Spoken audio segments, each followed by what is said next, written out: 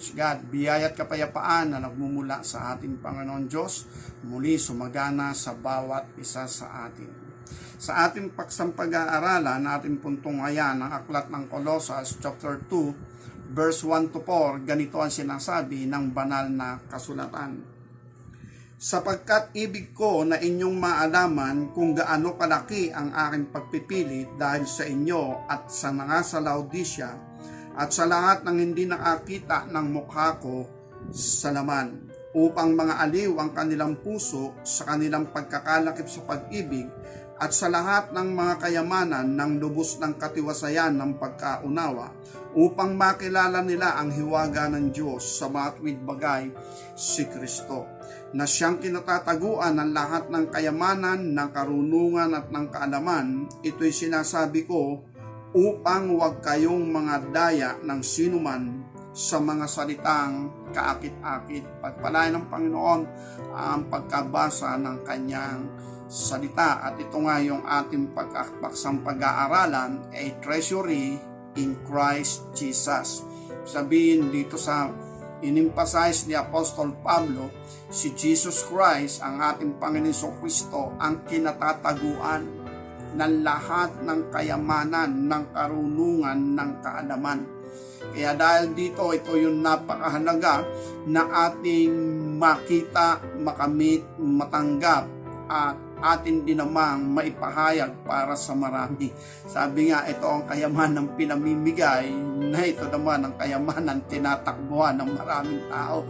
Makita lang ang Biblia ay talagang negative na kaagad. Ano? Pero actually, ito talaga yung realidad. Sabi nga ay naririto talaga ang buong katiwasayan ng buhay ng tao.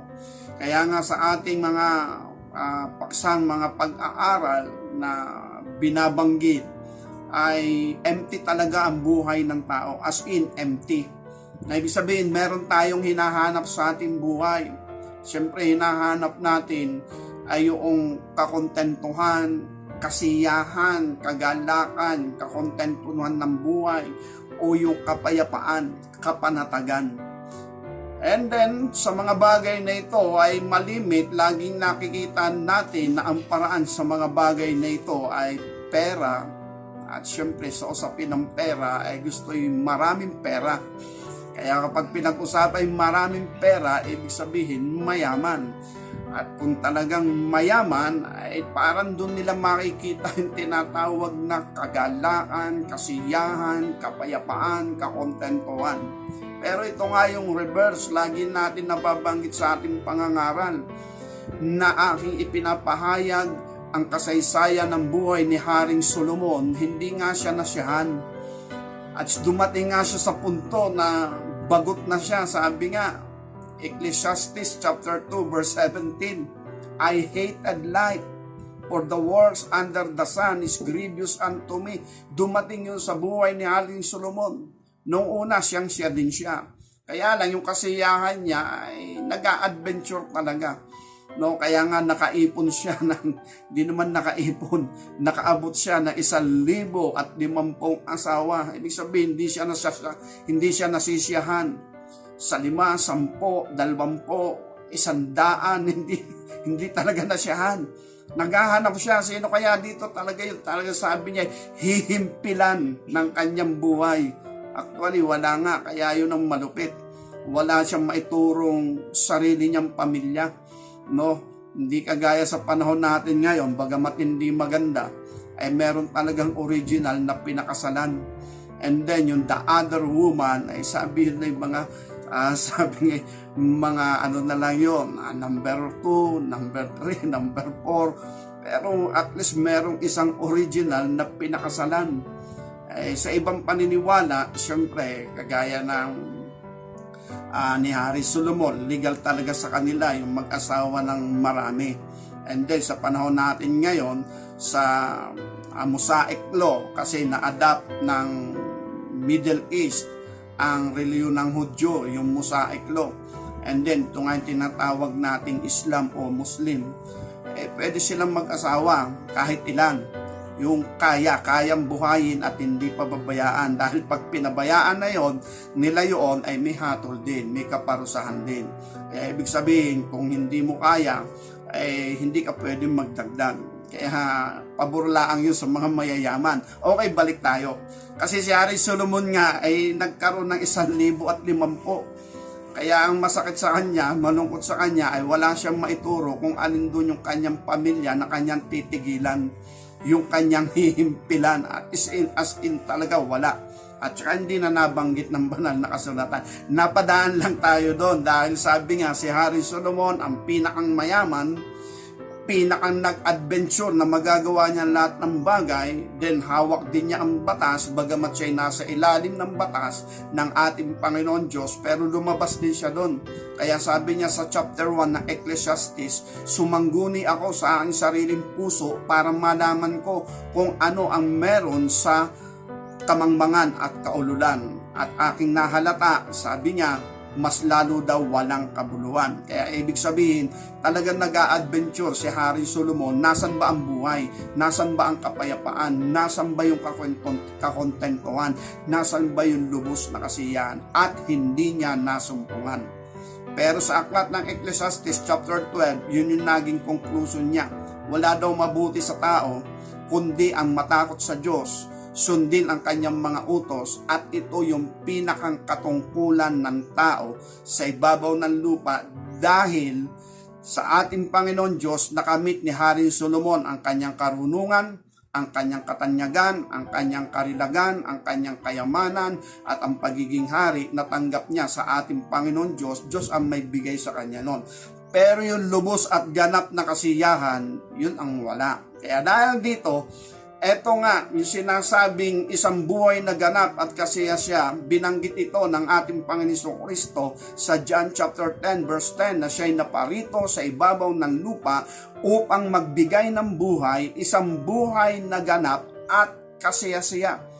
Nang ibig sabihin, isang buhay na ganap at kasiyasya, kontento at nasisiyahan. Nang ibig sabihin, payapa, panatag. Pero ang Panginoon Kristo walang maliwanag na ipinangako ng material na bagay o material o pananalapi. Sabi nga, wala. Pero kung titingnan natin yung blood ay may kondisyon. Ano yung mga blood? Kasi medyo malabo, malayong lakbayin pa. Yung Matthew chapter 6 verse 33. Datapwat unahin muna ninyo ang kanyang kaharian, ang kanyang katwiran, lahat ng bagay idadagdag sa inyo. Yun yung kondisyon. Nang ibig sabihin, lahat ng bagay idadagdag sa inyo. Nang ibig sabihin, anuman yung iyong pangangailangan, hindi ka pagkukulangin ng ating Panginoon.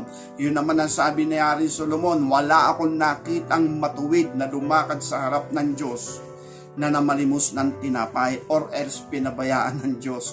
Yung mga lumalabag sa kautusan ng Diyos, yun. Nakikita nila yung tinatawag na pagdarahop. Kaya dahil dito, ayon sa kautusan kasi, kapag sinunod mo ang batas ng kautusan, yayaman ka talaga. Yun ang pangako ng lumang tipan. Pero lagi natin sinasabi, hindi kasama doon yung buhay na walang hanggan o kaharian ng langit o yung tinatawag na kakontentuhan ng buhay, yung lubos na kasiyahan. Kaya kay Hari Solomon, wala siya nun. Nabigo siyang makita yon at nabigo talaga siya, hindi niya nasumpungan yon. Kaya nga nabanggit pa rin niya sa aklat ng Ecclesiastes na sabi niya, ito nga daw yung mabigat na damdam ng tao na ibinigay ng Diyos para daw pagsanayan. Ang ibig sabihin ng pagsanayan, di alamin kung ano yung tinatawag na pagkakasumpong o pagkakakita ng tinatawag na buhay. Dahil dito, ang mga bagay na ito ay isang bagay na kung saan ay tao ang hahanap at isa siya sa naghahanap at siya nga ay nabigo. Okay, daanan natin yung Ecclesiastes chapter 1. Ang sabi rito, verse 12, akong mangangaral ay naging hari sa Israel, sa Jerusalem.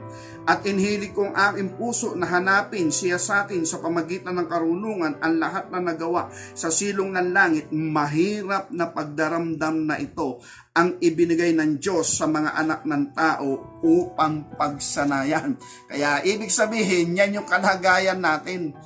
Na ibig sabihin, ito daw yung mabigat na damdam na bigay ng Diyos. But actually, yes, sabi kasi niya yon dahil hindi niya alam ang buong katotohanan ng ating Panginoon. Sabi niya, bigay daw ito ng ating Panginoon Diyos. Yes, ipinahintulot ng Diyos.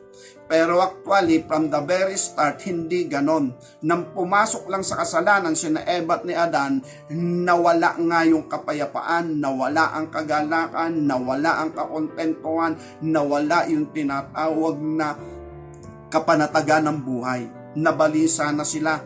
Meron na silang mga alalahanin sa buhay. At humahanap sila ng liwanag o humahanap sila ng tunay na buhay. Hanggang ngayon, ganyan pa rin ang buhay. Pero dumating nga ang ating Panginoong Kristo, nagbago ang lahat ng mga bagay at dapat ay mapasama tayo sa pagbabagong iyaon. Okay, balik tayo. Sa ating binasa, ang ating Panginoong Kristo ang kinatataguan ng lahat ng kayamanan, ng karunungan at ng kaalaman. Sa matuwid ang tinutukoy dito, the best ay yung tinatawag na wisdom, spiritual understanding. Bagamat sinabi natin kanina, may pangako ang banal na kasulatan, ang bagong tipan, ang Panginoong Kristo about material na bagay, kaya lang conditionally. Uunahin muna, kaharian muna ng Diyos, uunahin muna yung righteousness of God. Yun muna. And then lahat ng bagay ay idaragdag. At doon sa John chapter 15 verse 7, kung yung salita ko mananatili sa inyo at kayo naman ay magsisipanatili sa akin, hingin nyo ano man inyong ibigin, then ibibigay sa inyo. Kaya ibig sabihin, merong kondisyon. Ang kondisyon doon, kung mananatili tayo sa kanyang mga salita, aral at turo, and then kung mananatili rin tayo sa kanya, saka pa lamang papasok yung authority o yung tinatawag na access na pwede tayong humingi ng anumang bagay. Pero ito yung ating mababanggit.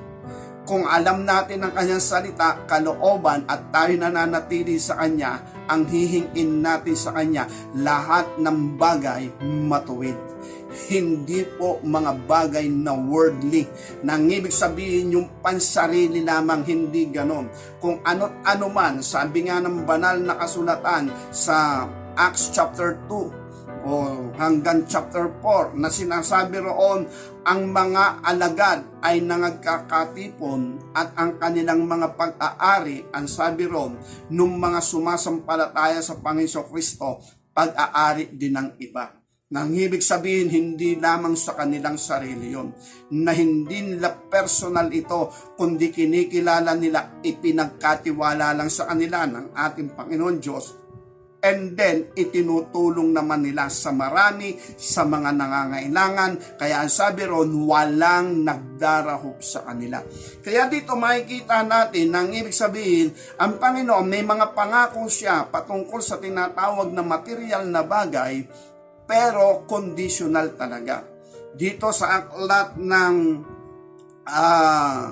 Marcos chapter 10, binanggit din doon, yung isang mayaman nagtanong na kung paano daw magkakaroon ng buhay na walang hanggan. Ang sabi ng Panginoon Kristo, nalalaman mo mga kautusan. Lumuhod pa nga, sumamba pa sa ating Panginoon. Sabi ng Panginoon, nalalaman mo ang kautusan.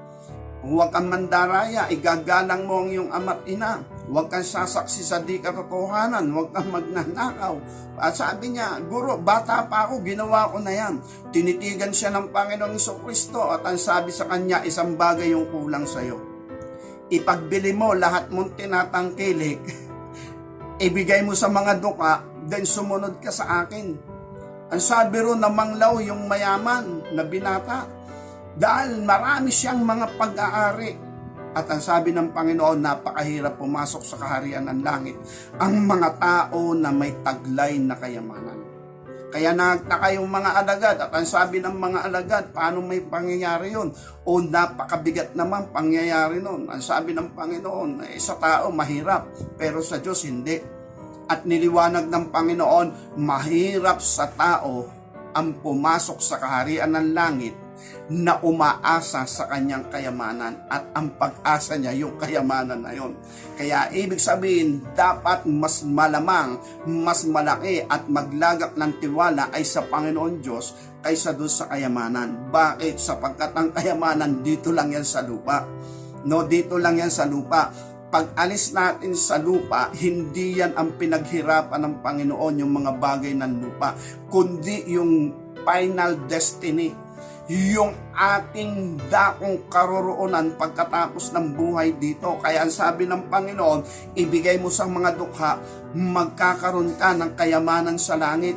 Nang ibig sabihin, ang tunay na kayamanan, hindi naririto sa lupa, bagamat kayamanan talaga yan. Pero mas malaking bagay at higit na bagay ang tunay na kayamanan, yung kikilalanin hanggang dun sa kabila.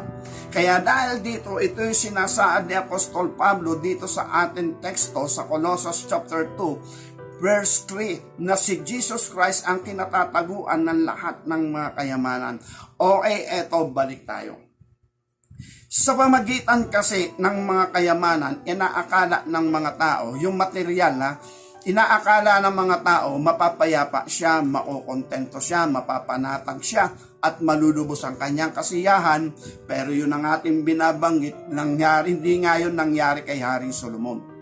Kaya itong spiritual, eto yung pinakang tunay na kayamanan, yung kagalakan, yung katuwaan, at ito ay sa pamagitan ng ating Panginoon Kristo, yung pagkatubos niya sa atin, sapagkat bumabalik nga yung larawan at wangis ng Diyos na nawala sa tao, na walang iba kundi yung righteousness at holiness, yung katwiran at yung kabanalan. Kaya dahil dito si Haring Solomon, as in, siya ay nagtamo ng tinatawag na mga biyaya, favor na nagmumula sa ating Panginoon Diyos. Pero, hindi niya nakamit yung tinatawag na tunay at lubos na kapayapaan, kakontentuhan at kasiyahan ng buhay, sapagkat yun nga ay material. Pero, yung tinatawag na tunay at lubos, as in, tunay at lubos, andun yun sa redemption. Kasi yung panahon ni Haring Solomon, wala pa kasing redemption yun Wala pa kasing katubusan, kaya hindi nga lubos. Dito sa Kawikaan chapter 8, ito'y usapin ng karunungan. Pero binanggit dito sa verse 17, aking iniibig sila na nagsisiibig sa akin, yaon nagsisihanap na masikap ay masusumpungan ako. Yung mga nagsisihanap na masikap sa akin ay masusumpungan ako. Mga kayamanan at karangalan ay nasa akin. Oo, mga lumalaging kayamanan at katwiran. Ang bunga ko ay maigi kaysa ginto. Oo, kaysa dalisay na ginto. Ang pakinabang sa akin kaysa pilim-pilak. Ako'y lumalakad sa daan ng katwiran sa gitna ng mga landas ng kahatulan, upang aking papagmanahin ng pag-aari yaong mga nagsisiibig sa akin, upang aking mapuno ang kanilang mga ingatang yaman. Ito yung sinabi. Ang karunungan, ito nga yung nagsasaad na kung saan ay magkakaroon ng tinatawag na biyaya, favor, yung mga umiibig nga daw sa karunungan. At yun na nga si Haring Solomon. Isa sa mga umibig sa karunungan ay si Haring Solomon. Kaya lang, doon sa mga ibinigay sa kanya ng ating Panginoon Diyos, isang bagay ang tinatawag na kulang. Ang ibig sabihin, hindi kompleto. At yun nga, yung tinatawag na wala yung lubos at ganap na kasiyahan, wala yung lubos at ganap na kakontentuhan, bagamat ibinigay sa kanya ng ating Panginoon Diyos yung tinatawag na lahat ng pangako ng tinatawag na kautusan. Kaya dahil dito, kung ating titingnan, dahil sa karunungang hiningi ni Haring Solomon, ang sabi ng ating Panginoon Diyos, yung mga bagay na hindi mo hiningi, ibibigay ko rin sa iyo. Hiningi mo karunungan, pero yung kayamanan ibibigay ko sa iyo. Yung katanyagan ibibigay ko pa rin sa iyo. Yung tinatawag na mga kayamanan, katanyagan, ipagkakaloob ko sa iyo yan. Yung dadami rin ang lahi mo, ibibigay ko rin sa iyo yan. Dahil nasumpungan o natsambahan ni Hari Solomon na hingin yung karunungan. Kasi nga bata pa siya nung maging hari. Sabi niya, kulang ako sa karunungan, kulang ako sa kaalaman. Paano ko ba pamamahalaan ang napakalaking bayan ng Panginoon Diyos? Kaya dahil doon sa panaginip, pangitain na nangyari sa kanya sa Gabaon, ang sabi ron, ay napakitaan Diyos sa kanya at sabi ron, humingi ka, ibibigay sa iyo. At dahil doon, hiningi ni Hari Solomon karunungan. Sabi ng Panginoon Diyos, hindi ka humingi ng kayamanan, hindi mo hiningi ang mahabang buhay, hindi mo rin hiningi ang buhay ng iyong kaaway, kundi ang hiningi mo karunungan. Actually, ito talaga yung the best.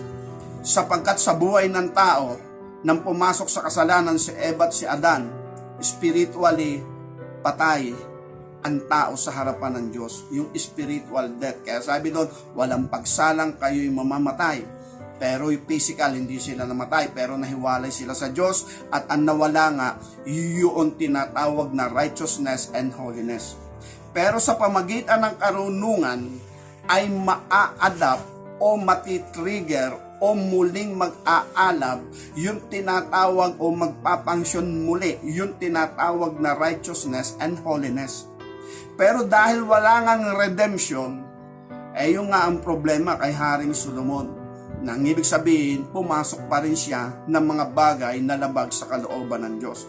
And then, ito yung makikita natin sa paghingi ni Haring Solomon ng karunungan sa aklat ng unang kronika, 2 Chronicle chapter 28, ganito yung sabi. 2 Chronicle,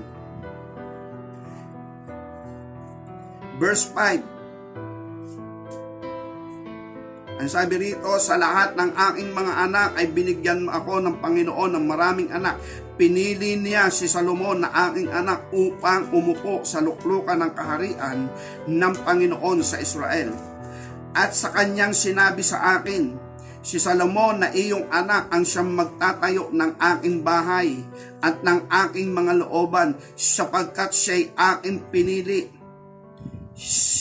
Sapagkat aking pinili siya upang maging anak ko, at ako'y magiging kanyang ama, at aking itatatag ang kanyang kaharian magpakailanman, kung kanyang pamamalagiing sundin ang aking mga utos, at ang aking mga kahutulan gaya sa araw na ito.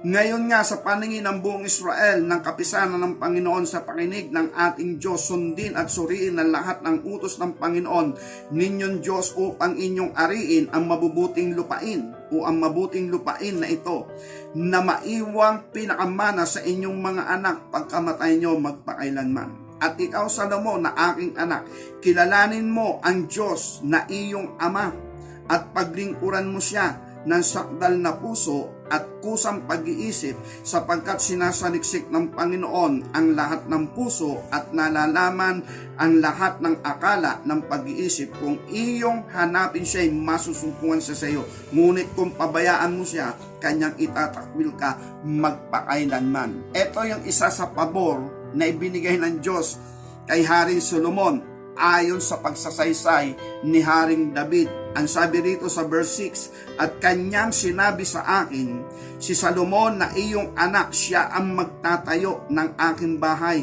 at ng aking looban, sapagkat aking pinili siya upang maging anak ko, at ako'y magiging kanyang ama. Si Haring Solomon lang ang sinabihan ng ating Panginoon Diyos ng ganito. Yes, ang bansang Israel, ang tawag dyan ng Panginoon Diyos, bayan ng Diyos or children of God. Pero yung personal na gaya ng sinambit na ganito, na si Solomon ay anak ng ating Panginoon Diyos.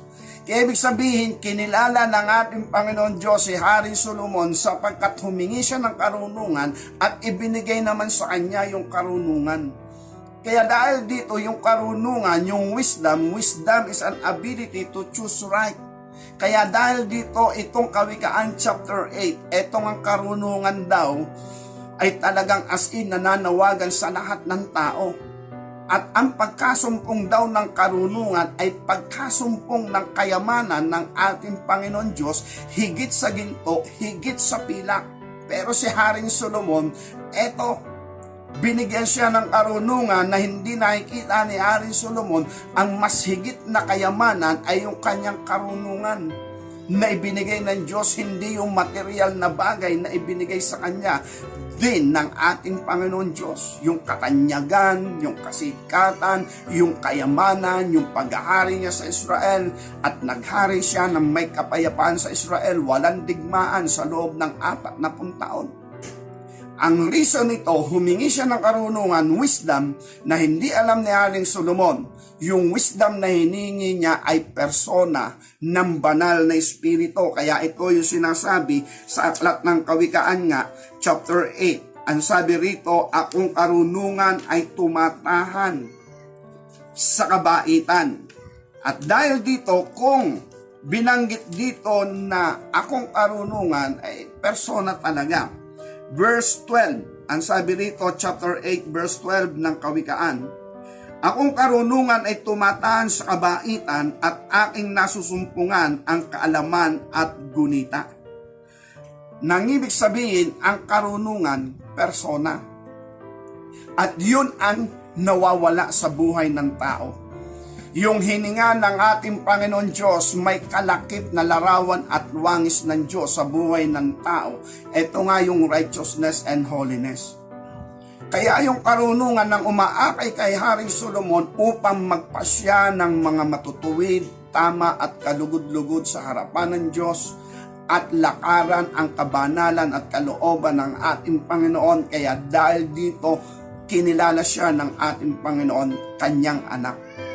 Pero sa kabila na siya ay kanyang anak dahil nga hindi nga nagkakaroon pa noon ng tinatawag na redemption. Hindi na kontento si Haring Solomon. Sa kabila ng mga bagay na yon, sinubukan niya ang hindi pa niya nasusubukan, yun daw kamangmangan at kaululan. Kaya kapag sinabi natin kamangmangan at kaululan ay talagang hindi talaga kalugod-lugod yun sa Diyos. Kaya sabi nga doon, sumangguni siya sa kanyang puso, hindi niya sinangguni sa Diyos dahil alam niya ang sagot, hindi pwede. Hindi kalugod-lugod sa Diyos, karumal-dumal sa harapan ng ating Panginoon. Pero sinubukan pa rin niya para maranasan niya ano ba ang meron sa kamangmangan, ano ba ang meron sa kaululan. Bakit yan ang ginagawa ng marami, lalo na ng mga hintil. Kaya dahil doon, sabi niya, mas lalo palang walang kabuluhan. Pero mapalad po tayo sa usapin ng bagong tipan. Kasi may tumubos na sa kasalanan ng sanlibutan, ang ating Panginoong Kristo. And then, ito'y matagal na, 2,000 taon na ang nakalilipas. Kaya dahil dito, kung itong wisdom na natanggap ni Haring Solomon ay persona ng banal na espiritu sa bagong tipan, as in, ibinibigay talaga ang banal na espiritu. Kaya nga dahil dito sa usaping ito, muli natin balikan yung aklat ng Lucas, chapter 9, verse 11, or tingnan po natin kung alin. O chapter 11, verse 9, ganito ang sinasabi ng banal na kasulatan. Chapter 11, verse 9. Sinasabi ko sa inyo, magsihingi kayo at kayo bibigyan, magsihanap kayo at kayo makasusumpong, magsituktok kayo at kayo bubuksan, sapagkat ang bawat humihingi ay tumatanggap at ang humahanap ay nakasusumpong at ang tumutuktok ay binubuksan. At aling ama sa inyo na kung humingi ang kanyang anak ng isang tinapay ay bibigyan siya ng isang bato, o ng isang isda kaya ay hindi isdang ibibigay kundi isang ahas. Kung siya ay humingi ng itlog, ay kanyang bibigyan kaya ng alakdan. Kung kayo nga, bagaman masasama, ay marunong magbigay ng mabubuting kaloob sa inyong mga anak, gaano pa kaya ang inyong Ama sa kalangitan na magbibigay ng Espiritu Santo sa mga nagsisihingi sa Kanya? At ito yung lagi nating nababanggit din sa ating pangangaral. Sino naman nangihingi ng Espiritu Santo? Na siyang karunungan ng ating Panginoon Diyos. Kaya ang sabi rito, ito'y pagkaunawa sa ating teksto. Nasabi ni Apostol Pablo dito sa verse 2, Colossus chapter 2 verse 2, ganito ang sabi ng banal na kasulatan. Okay, yun na yun. Colossus chapter 2 verse 2. upang mga aliw ang kanilang mga puso sa kanilang pagkakalakip sa pag-ibig sa lahat ng mga kayamanan at lubos na katiwasayan ng pagkaunawa upang makilala nila ang hiwaga ng Diyos sa matuwid bagay si Kristo na siyang kinatataguan ng lahat ng kayamanan, karunungan at kaalaman. Nang ibig sabihin, yung kayamanan, karunungan, kaalaman, ito ay unawa. Ito yung biyaya ng ating Panginoon. Ang sabi rito, upang makilala, upang maunawaan, upang makilala. Kaya ibig sabihin, ang mga bagay na ito ay conditionable talaga. At kailangan muna natin yung tinatawag na redemption.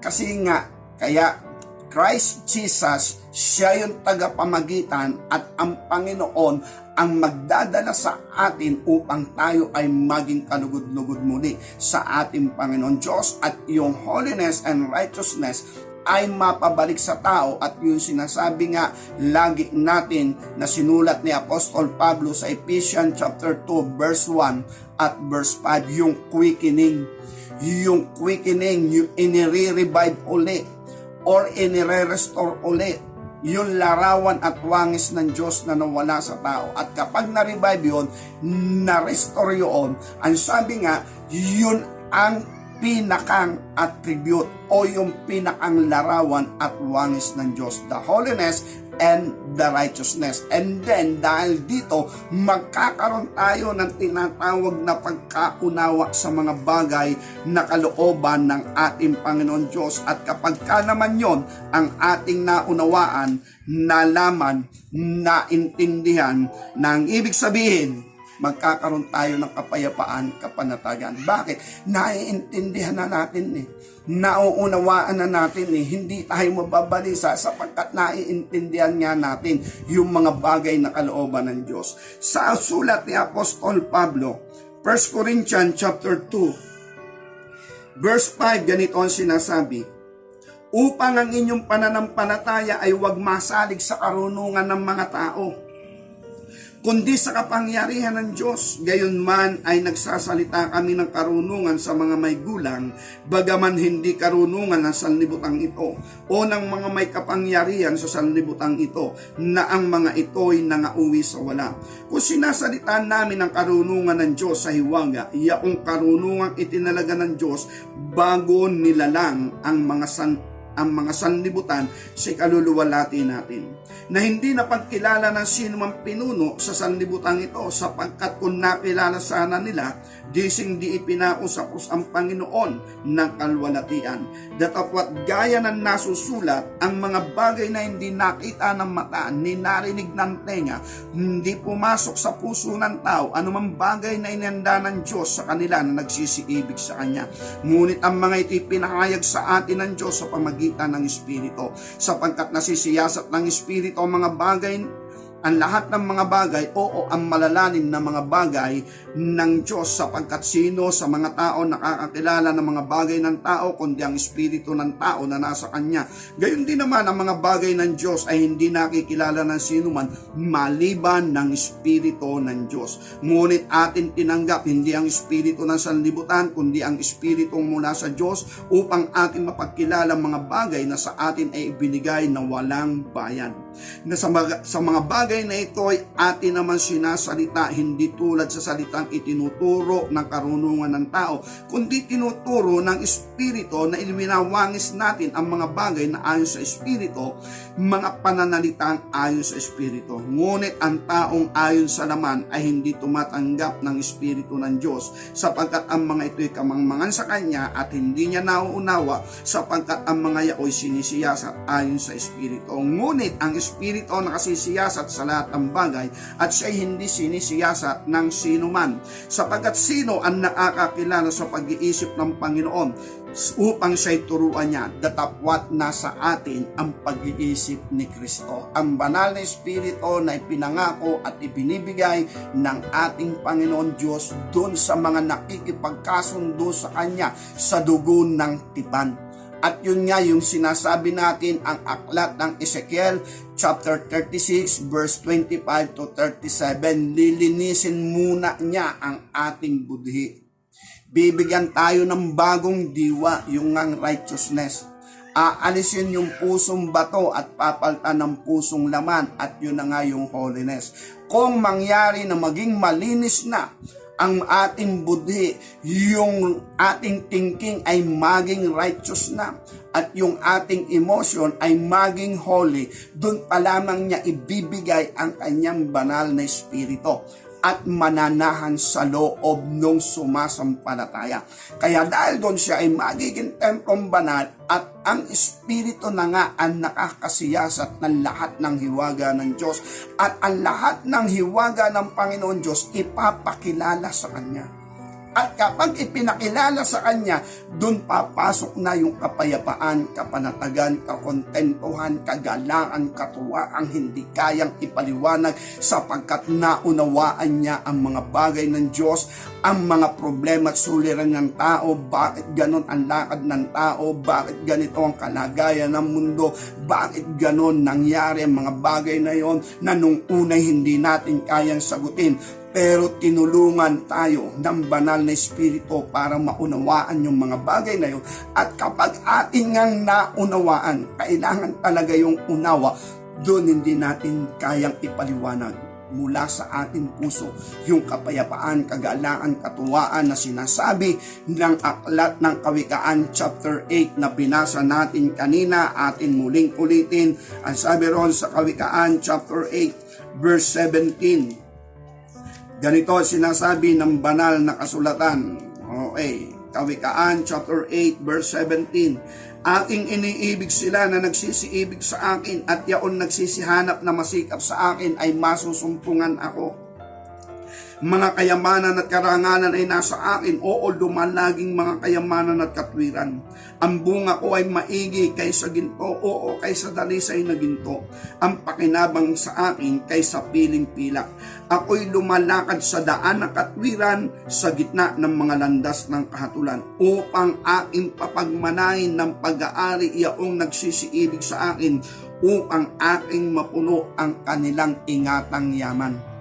At ang the best na ingatang yaman talaga ng tao, ito pong loob natin, yung ating puso.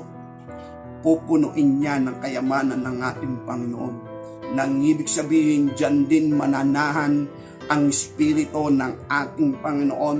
Kaya yung kapayapaan, kagalaan, kapanatagan, katuwaan, kasiglahan narito sa ating puso. At yung ating naunawaan, nakita, napatunayan, nakalagak yan sa ating puso. Kaya nga nabanggit natin sa nakaraan nating pangangaral, nabanggit natin yung awitin ng ating pambansang awit. Alab ng puso, sa dibdib mo'y buhay. Nang ibig sabihin, kung nasumpungan mo ang mga biyaya, favor, kapangyarihan, katuwaan, kagalakan nagmumula sa ating Panginoon, hindi ka pwedeng manahimik, hindi ka pwedeng pigilan. Para yan ay ibahagi sa iyong kapwa, dahil para sa lahat yan. At habang taglay mo ang buhay, yan na yung buhay mo na tataglayin, na yung tinanggap mo sa Panginoon mula sa iyong puso na pinagkaloob ng ating Panginoon, makamit ng kapwa-tao. Anumang lahi, sino man yan. Hindi tayo magtatangi ng lahi-lahi, basta tao, kapwa-tao. Kaya dahil dito, ito yung ating makikita na ang tunay na kayamanan na sinasabi ng ating Panginoon Diyos, nakatago sa pamagitan ng ating Panginoon Kristo. Kahit ako man, di ko rin naman ito maintindihan, di ko rin naman ito malalaman, kundi ako nagpatubos ng buhay sa ating Panginoon. Napaka-pilosopo ko noon. Ang buhay ko noon ay malayong malayo sa kalooban ng Diyos. At sabi nga, pilosopo, at dumating nga, sabi nga, hindi naman ako naniniwala nung ako'y lumalaki na may Diyos. Kasi hirap patunayan kung meron talagang Diyos. Pero sabi nga, dahil sa kadalamatian, sa mga kabagabaga ng buhay, gusto kong ayusin ang buhay ko. Siniyasat ko, hinanap ko. Kumbaga challenge. Kung totoo ang Diyos, ayusin naman ang buhay ko. Kung totoo ang Diyos, makabangon kami, matulungan ko naman yung nanay ko, kung totoo. Pero kung wala ako na may nagsisikap, nag-working student na nga ako noon. Kaya dahil dito, biyaya, favor ng ating Panginoon, inakay niya ako. At ito ang aking daing. Lord, kung paano mo kong inakay, ganun din sila. Kung paano mo kong tinuruan, ganun din sila. Kung paano mo binuksan ang aking pangunawa, ang aking kalooban, ganun din sila, Panginoon. Sa aming sambahayan, sa mga nakikinig ng salita, yun ang aking panalangin, Panginoon. Kung paano mong ibinigay ito sa akin, sa kanila din, ibigay mo rin sa kanila.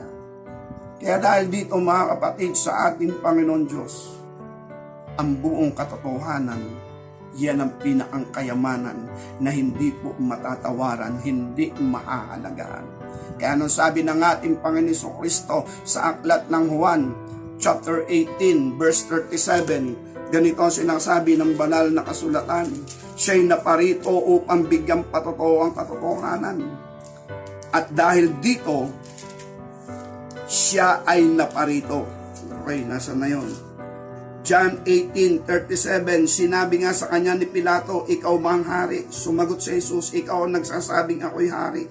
Ako'y pinanganak dahil dito ako naparito sa sanlibutan upang bigyang patotoo ang katotohanan at bawat isang ayon sa katotohanan nakikinig ng aking tinig.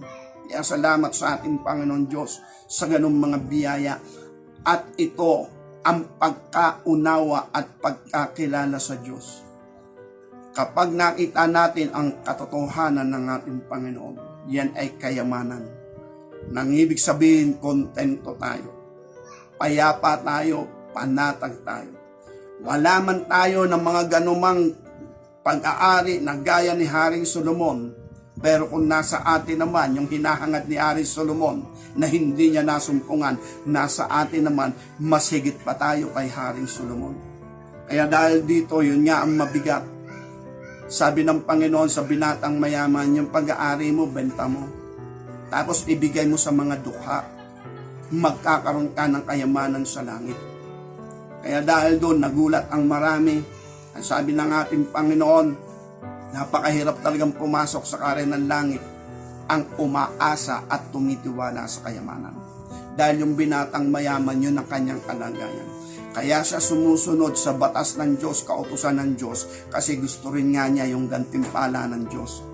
Pero yung gantimpala ng Diyos sa kautusan, yung law of Moses, hindi kasali doon yung buhay na walang hanggan, hindi kasali doon yung kaharian ng langit, hindi rin kasali doon yung kapayapaan, kapanatagan. Kaya nga hinihingi niya sa ating Panginoon. At ang sabi niya, Guro, paano ba ako magkakamit, magmamana ng buhay na walang hanggan? Ganun ba? Ito yung kautusan. Sabi niya, nagawa ko na yan. Siya na lang ang kulang sa iyo. Benta mo yan. Bigay mo sa mga dukha. Then bumalik ka at magkakasumunod ka sa akin, magkakaroon ka ng kayamanan sa langit. Ito yung malaking problema. Ang sabi nga ng mga alagad, Guro, paano yon? Iniwan namin yung aming mga bahay. At sabi naman ng ating Panginoon, wala naman nag-iwan ng kanyang pamilya, ng kanyang bahay, o mga ari-arian dahil sa akin o dahil sa salita ng kaharian ng langit na hindi ibabalik sa kanila ng tig-100. Marcos chapter 10 verse 28, si Pedro ay nagpasimula magsabi sa kanya, narito, iniwan namin ang lahat, nagsisunod sa iyo. Sinabi na Jesus, katotohanan sinasabi ko sa inyo, walang taon nag-iwan ng bahay o kapatid na lalaki, kapatid na babae o ina o ama o mga anak o mga lupa dahil sa akin at dahil sa ebanghelyo na hindi siya tatanggap ng tig-100. Ngayon sa panahong ito ng mga bahay, mga kapatid na lalaki, mga kapatid na babae, mga ina, mga anak, mga lupa, kalait ng pag-uusig sa sanlibutan ito, sanlibutan darating ay walang hanggang buhay. Datapot maraming nangahuhuna ay mga huhuli at ang nangahuhuli ay mga uuna. Sabi ng Panginoon, wala naman nag-iwan yan na hindi ibabalik sa kanila ng tig-100 beses. Kaya nga itong mga apostol, doon sa Book of Acts, ang sabi nga ron, marami ang naghandog sa kanila na nagbenta ng mga ari-arian at ipinamahala sa kanila. Pero si Pedro, hindi niya ipinamili ng mga daong kasi iniwan niya yung kanyang 2 daong. Kundi ipinamahagi rin doon sa mga nangangailangan. Kaya sabi ron, walang nagdaraw.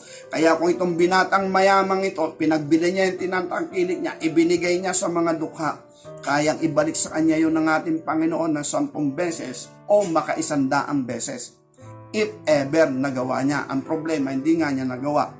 Ngayon, mas higit pala yung kayamanan ng sanlibutan kaysa kayamanan ng kaharian ng langit dito sa binatang mayaman na ito. Kaya ang pinakantunay na kayamanan, nagdadala sa atin ng kapayapaan, nagdadala sa atin ng kakontentuhan, nagdadala sa atin ng kapanatagan, nagdadala sa atin ng pag-ibig sa ating kapwa, malasakit sa ating kapwa, at higit sa lahat, hanggang sa kabilang buhay, taglay natin ang mga bagay na kaloob ng ating Panginoong Diyos. Mga kapatid, sa ating Panginoon, bakit sinabing na kay Hesukristo ang kinatataguan ng lahat ng kayamanan? Kasi hindi ito maibibigay ng Panginoon Diyos kung hindi tayo magpapatubos. At hindi natin matatanggap ang kapangyarihan ng banal na Espiritu kung hindi din tayo nagpatubos o napagtibay yung katubusan o yung covenant natin, yung ating tipanan sa ating Panginoon, ang bagong tipan. Kung matatanggap natin ang mga bagay nito, yan yung ating sinasabi.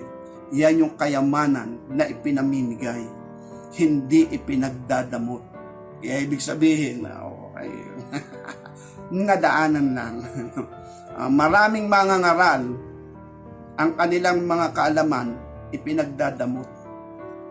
Na sabihin, hindi nila isineshare sa iba, kanila lang yon para once na sila'y tumayo at mangaral, sila ang mapapakinggan na original.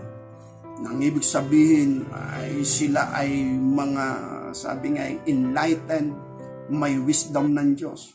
At hindi nila binabahagi yun sa mga kapwa mangangaral. Pero ang tunay na mangangaral ng Diyos, ibinabahagi niya yung kanyang mga natutunan, kaalaman, kung ito'y treasure sa kanya, ito'y kayamanan sa kanya, hindi para sa kanya yun, para sa lahat yan, at dapat malaman niya ng mga kapwa niya mangangaral para maibigay sa maraming tao at masumpungan ng maraming tao. Hindi akin lang ito, na-research ko to akin lang ito, hindi ko ito pamimigay, hindi ko ito papahayag.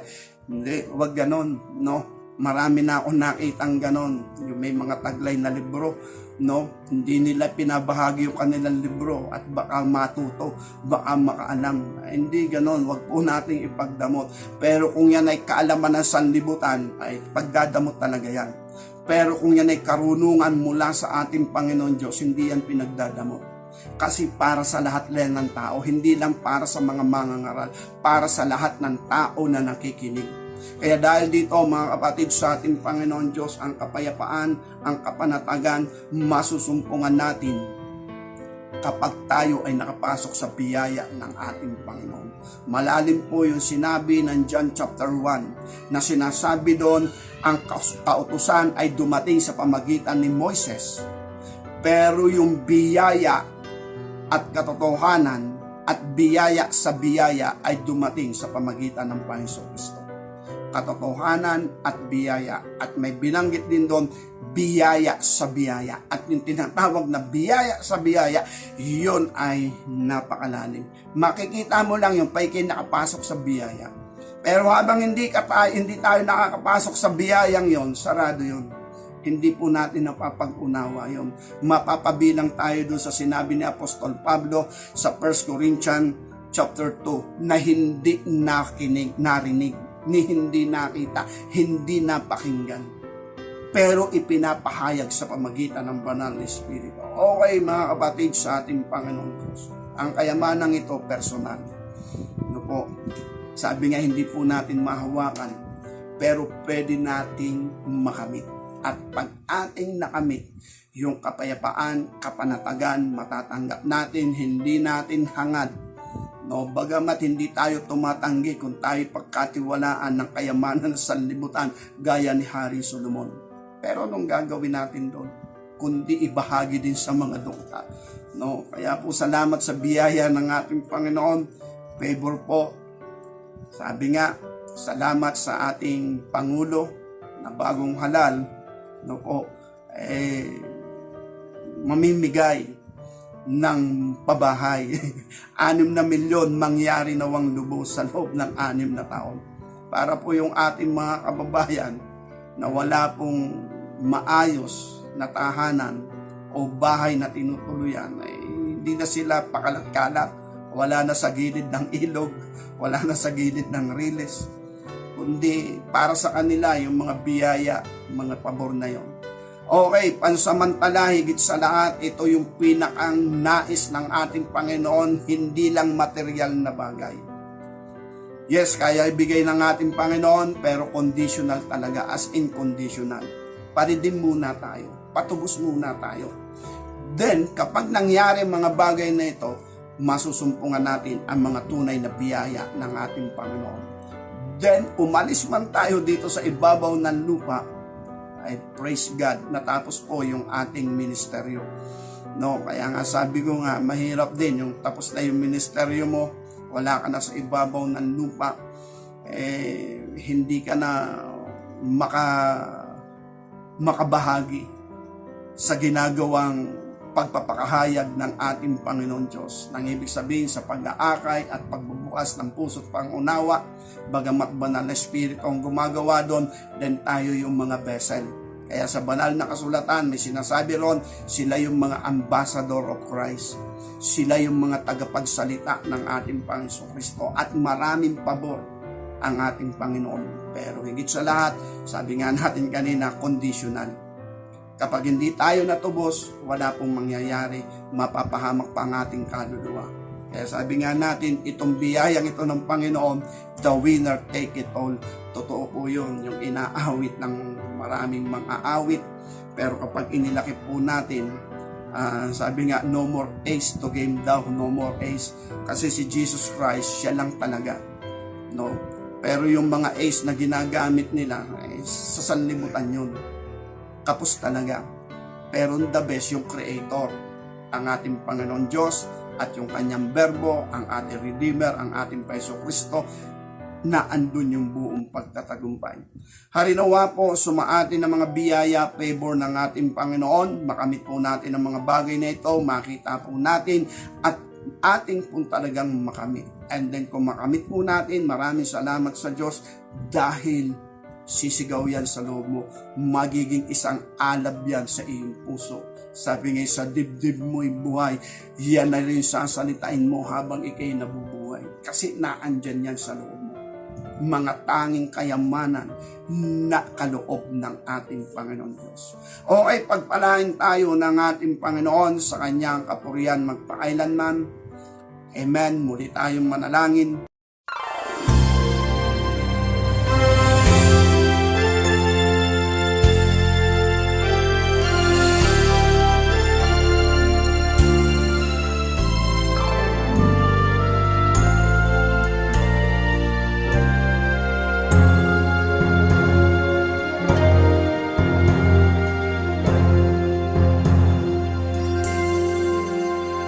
If my people